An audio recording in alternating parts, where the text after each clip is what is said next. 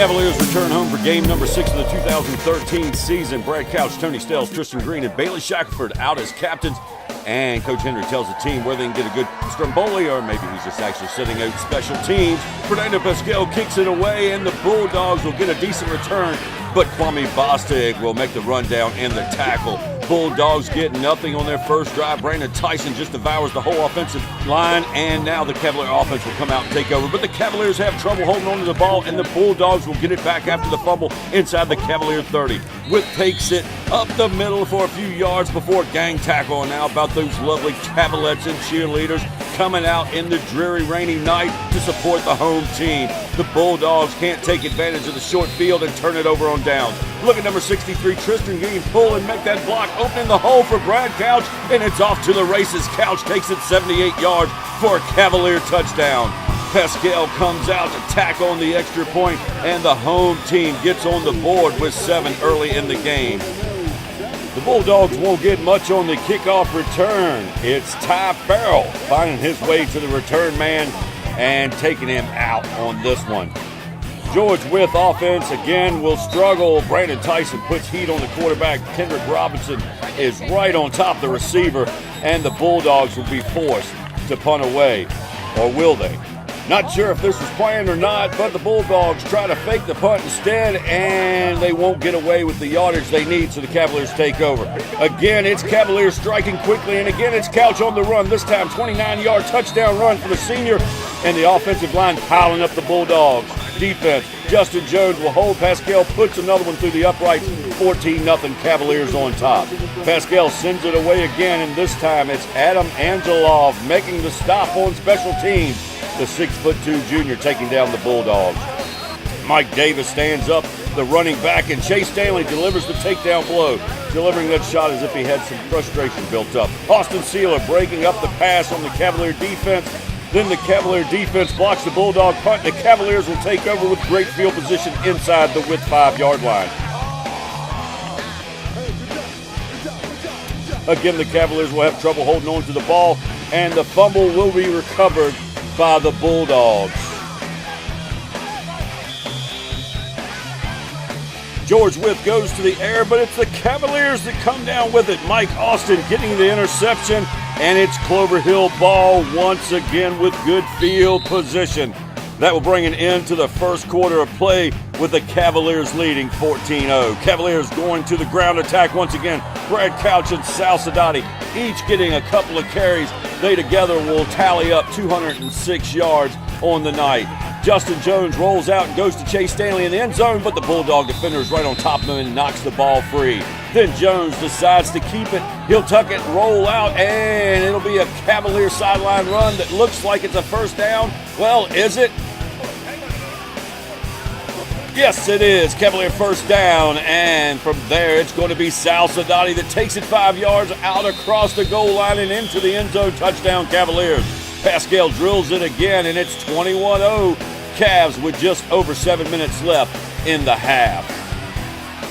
George Wythe out to try to produce something with their offense, but it's not looking good. Brandon Tyson, Adam Angeloff, and, well, most of the Cavalier defense swarmed the ball, and it's a loss of yardage for the Bulldogs. They will go forward and out, and the Cavaliers come back out. Justin Jones gets clobbered behind the line of scrimmage. The green and gold strike right back, though, and it's Sal Sadati turning the corner and cutting his way through the Wythe defenders. 62 yards for the score. Taking it all the way into the end zone. Touchdown, Cavaliers. Pascal again hits the point after, and it's 28-0 Clover Hill.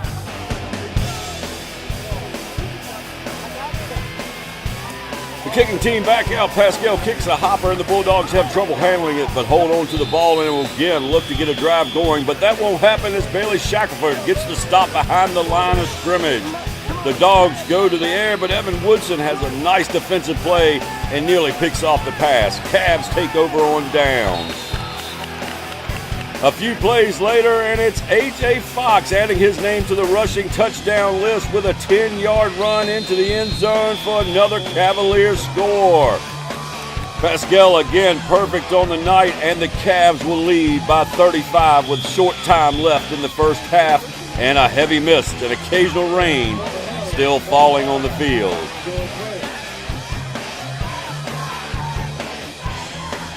Ty Farrell will make the stop, and the last play of the first half comes to an end. The Cavaliers going into the break with a 35-point lead. And they'll head to the locker room. The Cavaliers take over and take the fans into the halftime break.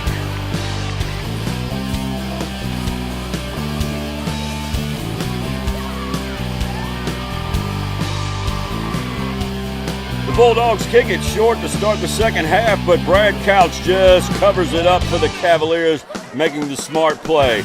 Justin Jones finds Neil Payne cutting across the field, and Payne looks like he's off to the races, but he decides to just dive for the first down and keep things interesting. Jones isn't too excited about the greeting he gets from the Bulldog defense, and Couch will get the same greeting on the next play.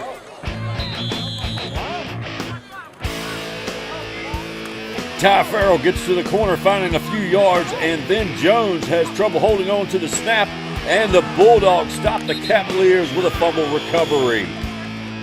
The Bulldogs sit inside their own 10-yard line, though, and when they have trouble holding on to the ball themselves, Chase Stanley dives onto the ball in the end zone, and it's another Cavalier touchdown. This one going out to the boss's daughter, I hear. Anyway, with the extra point, it's now 42-0 Cavaliers.